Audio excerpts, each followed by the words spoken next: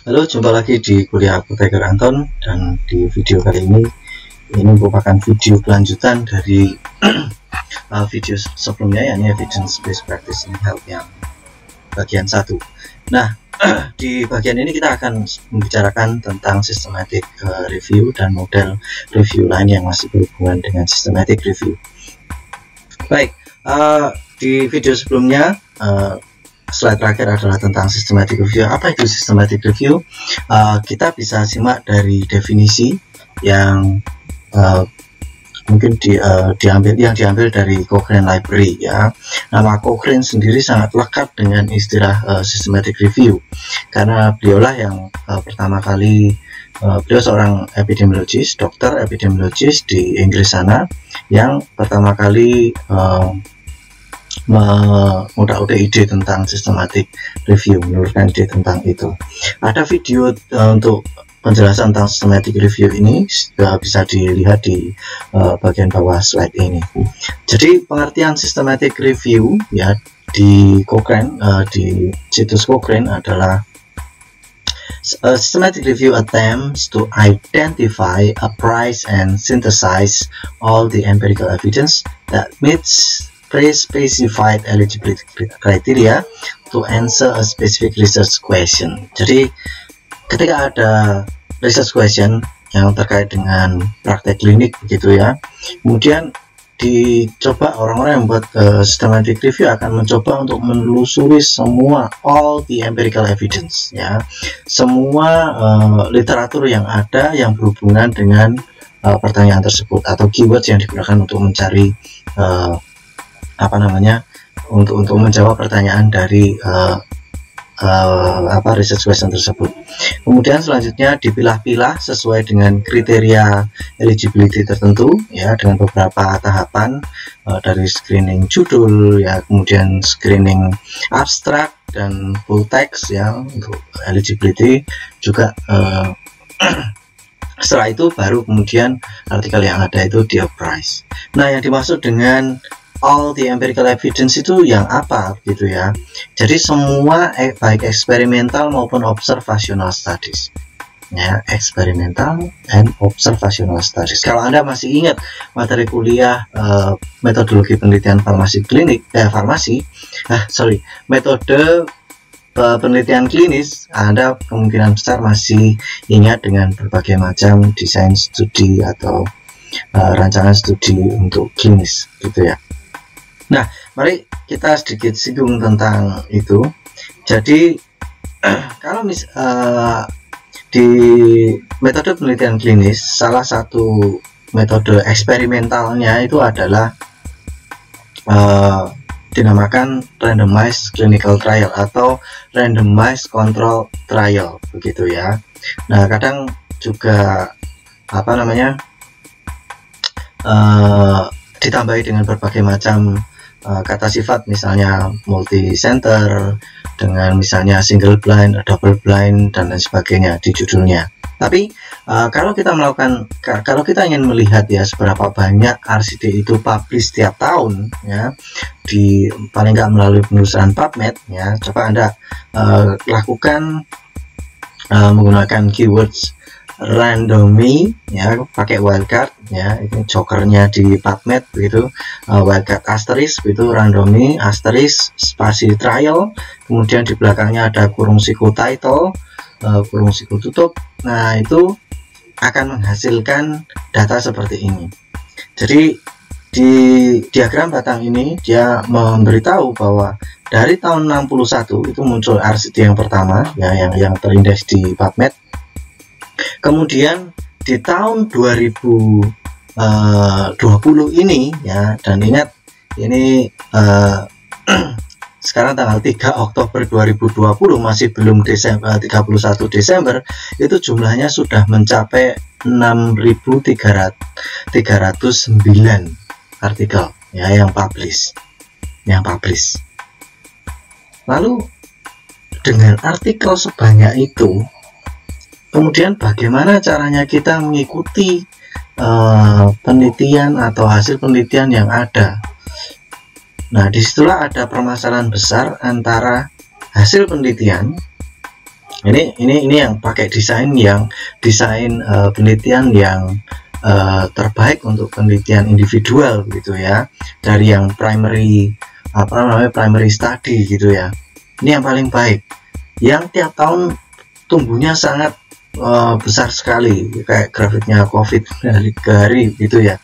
Nah, jadi kalau kita bisa kalau melihat data ini, ada begitu banyak evidence, ada begitu banyak RCT ya, RCT yang publish tiap tahunnya, dan susah untuk diikuti gitu ya, susah untuk diikuti. Nah, untuk mengatasi itu ya, daripada kita satu sama lain kadangkala RCT itu hasilnya bisa jadi saling kontradiktif gitu ya, bisa jadi saling mendukung, bisa jadi juga kontradiktif. Nah, maka perlu ada penengah ya. Jadi ini seperti ini, ada gap yang besar antara penelitian dengan praktek, dimana kalau praktek itu mengikuti hasil penelitian dari misalnya eksperimen yang bagus-bagus seperti RCT ini, itu juga akan kesulitan begitu ya. Nah, Prof. R.C. Cochrane itu kemudian dulu memikirkan tentang bagaimana caranya mengumpulkan semua evidence yang ada, kemudian dilakukan secara sistematik review tentang evidence yang sudah ada atau penelitian-penelitian yang sudah ada. Nah, itulah yang disebut dengan systematic review. Nah, systematic review, kalau kita lihat piramida ini, letaknya ada di atas ya. Di sana ada systematic review dan meta analysis. Kita akan bahas meta analysis lebih lanjut nanti. Tapi kalau kita lihat ya, randomized clinical atau randomized control trials yang tadi jumlahnya banyak, siapa itu ada di bawahnya. Di bawahnya lagi ada cohort studies, case control studies, dan lain sebagainya. Randomized clinical trial atau RCTs itu yang eksperimental, sedangkan yang ada di bawah itu semua cohort, case control, cross sectional, case studies, dan lain sebagainya, itu adalah penelitian observasional. Nah, kalau dilihat juga jumlahnya yang di bawah itu banyak, besar ya volumenya. Jadi kalau tadi kita melihat randomized clinical control trial RCTs yang terindeks di PubMed saja segitu banyak, apalagi studi-studi yang di bawahnya. Tapi jangan salah, memang systematic review sebenarnya sedikit, tapi kalau nanti kita buktikan dengan pencarian juga sebenarnya sekarang ini sudah relatif banyak. Nah, apa maksud dari kok ada piramida ini selain menggambarkan tadi jumlah volume, kemudian desain penelitian yang berbeda-beda? Piramida ini juga ingin mengatakan bahwa ada perbedaan sebelumnya yang ini di sini ada primary research gitu ya, yang randomized clinical RCTs ke bawah itu primary research, maksudnya langsung dilakukan, sedangkan systematic review sama meta analysis itu adalah secondary research. Jadi research from research results ya, research from research results. Jadi dia bisa tetap dikatakan sebagai riset tapi secondary, menggunakan data primer, publikasi primer begitu. Nah, kalau kita lihat di sini ada dua panah ke atas dan panah ke bawah. Panah ke atas ingin menggambarkan tentang quality of evidence, dimana dari yang kalau dibandingkan yang paling bawah dengan yang paling atas itu quality evidence yang di bawah itu memang rendah, sedangkan yang di atas systematic reviews dan meta analysis itu yang terbaik gitu ya, quality of evidence, jadi kualitas buktinya.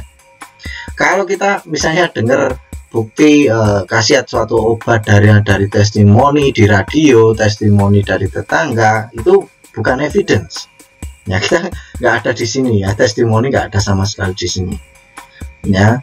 Nah, risiko bias juga semakin risiko biasnya ke bawah semakin besar ya, sedangkan yang di atas kecil ya, karena di systematic review itu bahkan ada penilaian. Untuk membuat systematic review itu salah satu langkahnya juga ada penilaian bias dari RCTs. Systematic review belum tentu dibuat dari RCTs yang topiknya mirip, tapi juga bisa jadi mengambil misalnya cohort studies ya. Oke, karena sama-sama apa namanya perspektif nature-nya gitu. Baik, nah kalau kita lakukan search di PubMed untuk ada tambahan lagi, systematic review sama meta analysis itu dibuat menggunakan Prisma Guideline. Ini semacam kesepakatan yang dibuat oleh para ahli. Kalau mau membuat systematic review itu ada langkah-langkah, ada prosedur yang harus dilalui, termasuk mendaftarkan judulnya, kemudian sudah harus jelas eligibility kriterianya dan lain sebagainya. Kemudian proses untuk melakukan systematic review, ya, karena namanya systematic, tahap-tahapannya itu diatur di Prisma Guideline ini. Ya, saat ini di farmasi sudah ada skripsi model telaah pustaka, dan ya mungkin kita nggak ingin bikin systematic review gitu ya, terlalu jauh gitu ya, terlalu susah gitu untuk mahasiswa S1. Tapi dengan prinsip yang ada di sana kita bisa mencoba mengadopsi agar telaah pustaka kita juga tertata bagus begitu ya. Lihat buku pedoman skripsi yang baru ya, edisi tahun 2020. Baik, nah kalau kita lakukan search ya di PubMed dengan kata kunci meta analisis, title, kemudian systematic review, title. Jadi title ini memang apa namanya, agar penelusuran berfokus di judulnya saja. Nah, ini juga menjadi salah satu syarat di Prisma Guideline. Kalau melakukan menulis systematic review atau meta analisis harus dituliskan di judulnya. Jadi untuk penelusuran juga akan lebih mudah gitu ya, untuk ditemukan di database bibliografi seperti PubMed. Baik, hasilnya seperti apa? Hasilnya seperti ini ya. Yang pink itu systematic review. Systematic review tercatat muncul di tahun 80 ya, ada 3 systematic review yang muncul. Kemudian kalau meta analisis itu setelah itu 6 tahun setelah itu ya, ini tahun 86. Nah, kalau kita lihat jumlahnya ternyata juga sama banyaknya dengan RCT gitu ya.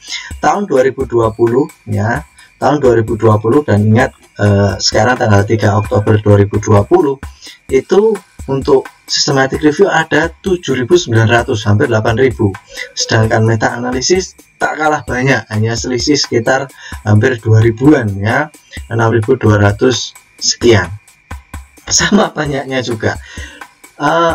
Ada kebaikan di sini dalam arti body of evidence atau body of knowledge di bidang kesehatan itu semakin lengkap ya, semakin lengkap, pengetahuannya semakin kompleks, semakin lengkap. Maka memang belajar dunia kesehatan sekarang ini ya kalau bisa dikatakan jauh lebih susah karena yang harus dipelajari akan semakin banyak, semakin padat ya. Maka self learning juga harus betul-betul berjalan begitu. Nah, untuk mengatasi itu ada inisiatif yang kreatif juga begitu ya.